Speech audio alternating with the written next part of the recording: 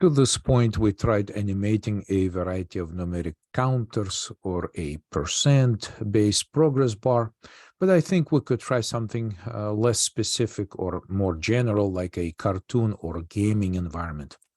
In this video, we examine our next sample, which is called video 14.4 traffic light, where we animate a street traffic light and a car driving on the street.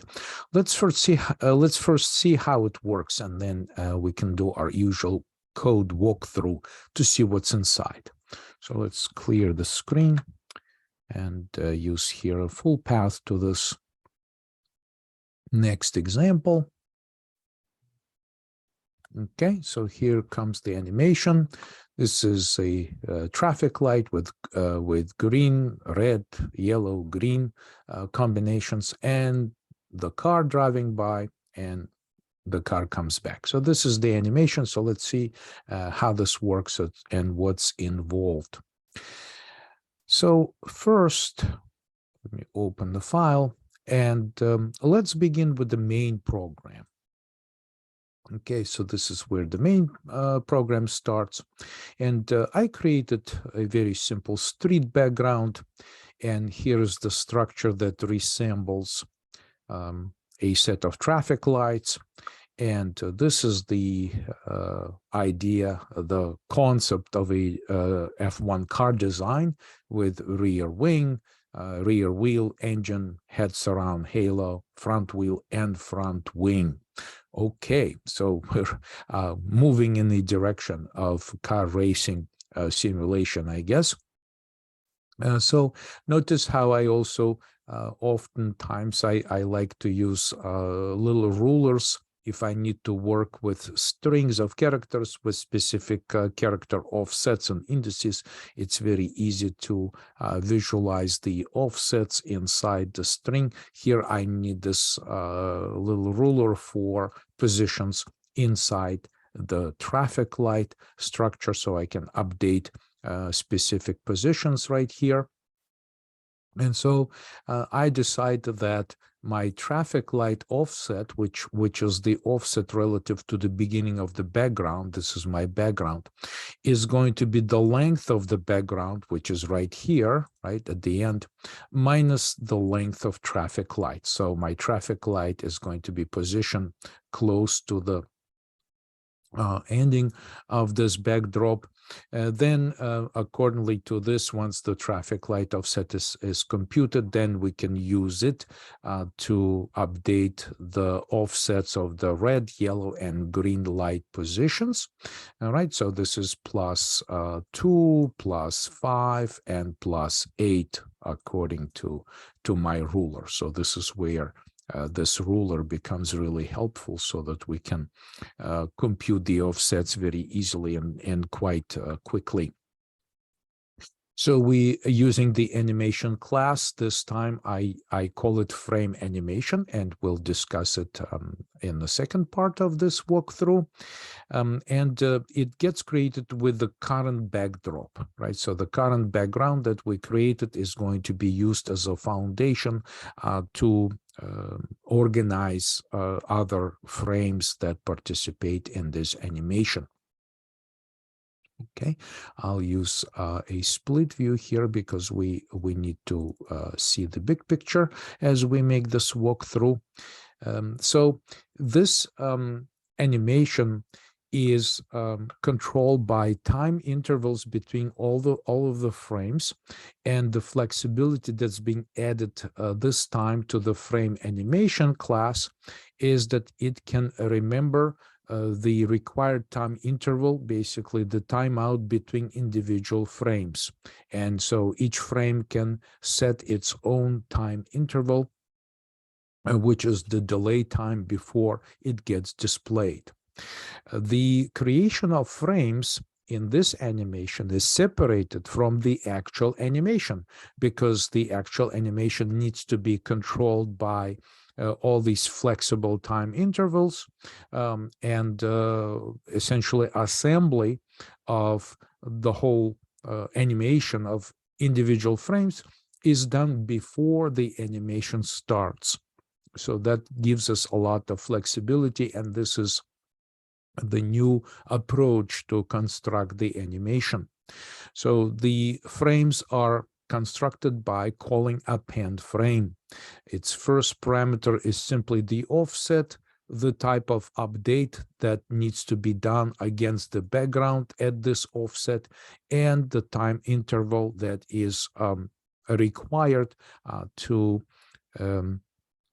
wait till this frame is going to be displayed, right? So the animation will begin with the simple backdrop, right? So we've seen how this works. This was our backdrop at the beginning, and we begin to populate our frames with incremental updates to the scene so that we can run all these frames sequentially to simulate this traffic light and car traffic. All right, so what I do here is that I repeat this time interval and then I update the frame. This is new function compared to previous animations because update. So once the frame is created, it can be updated multiple times. So I decide what I would like to have on a frame by calling these functions, and we can make multiple calls into update frame, and at specific offset we want to set specific objects, basically substrings.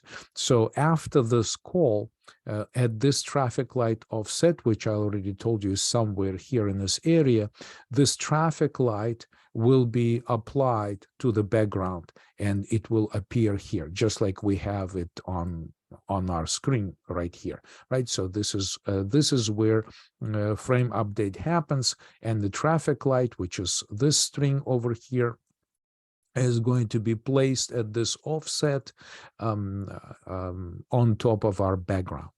There is also a new function that says set this frame as backdrop, right? So although we start with some kind of initial backdrop, we can construct more complicated arrangements on top of it and then remember it as the new backdrop. And so from this point on, we have this new backdrop, which now includes the this set of lights, the traffic light.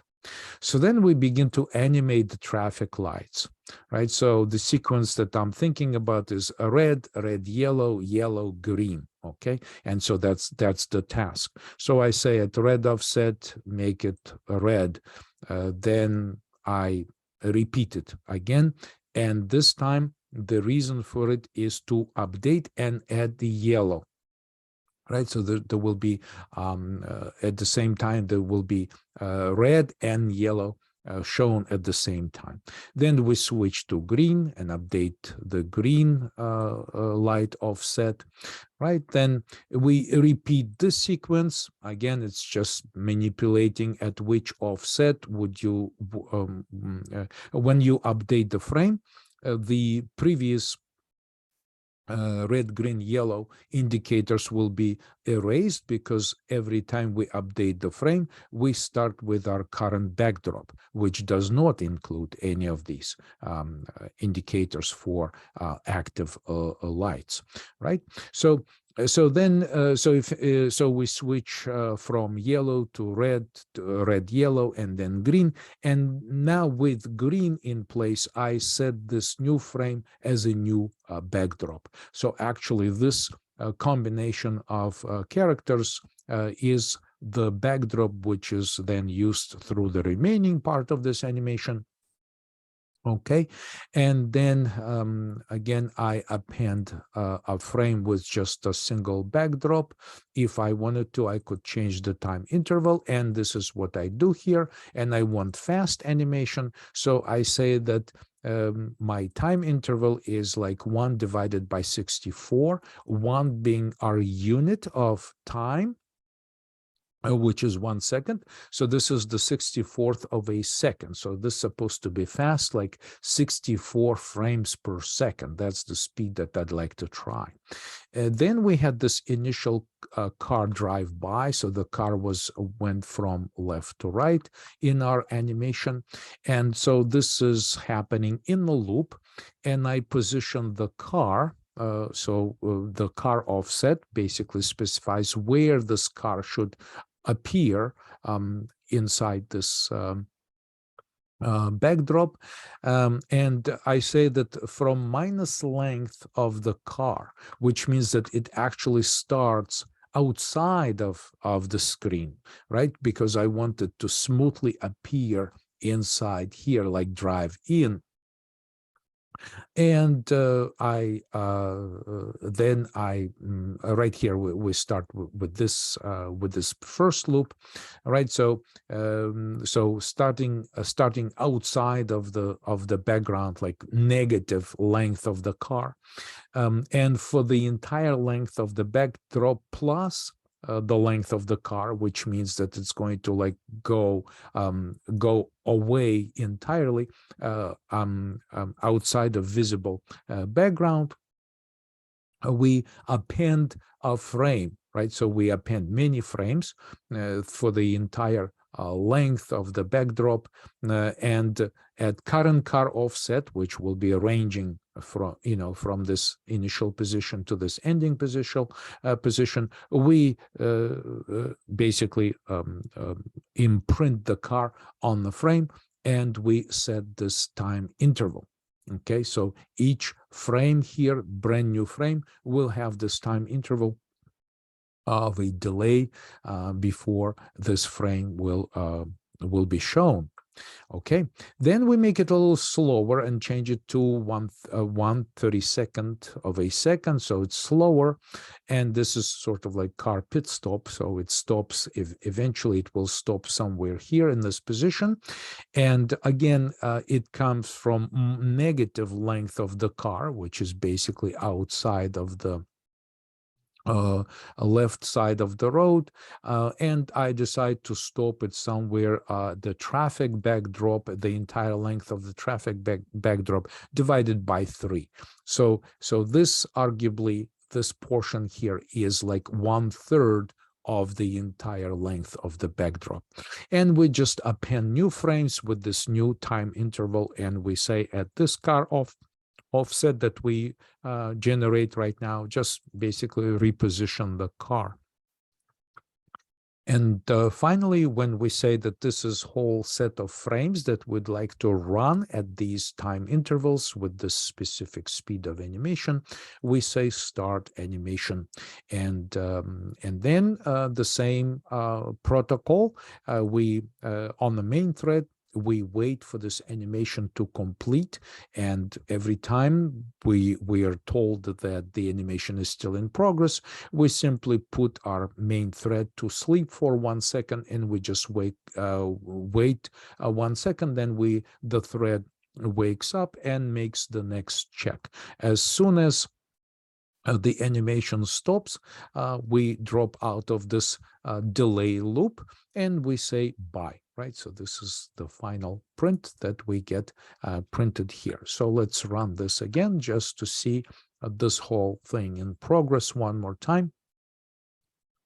And so this demonstrates the capacity of this current animation, what it looks like and what it can do. All right.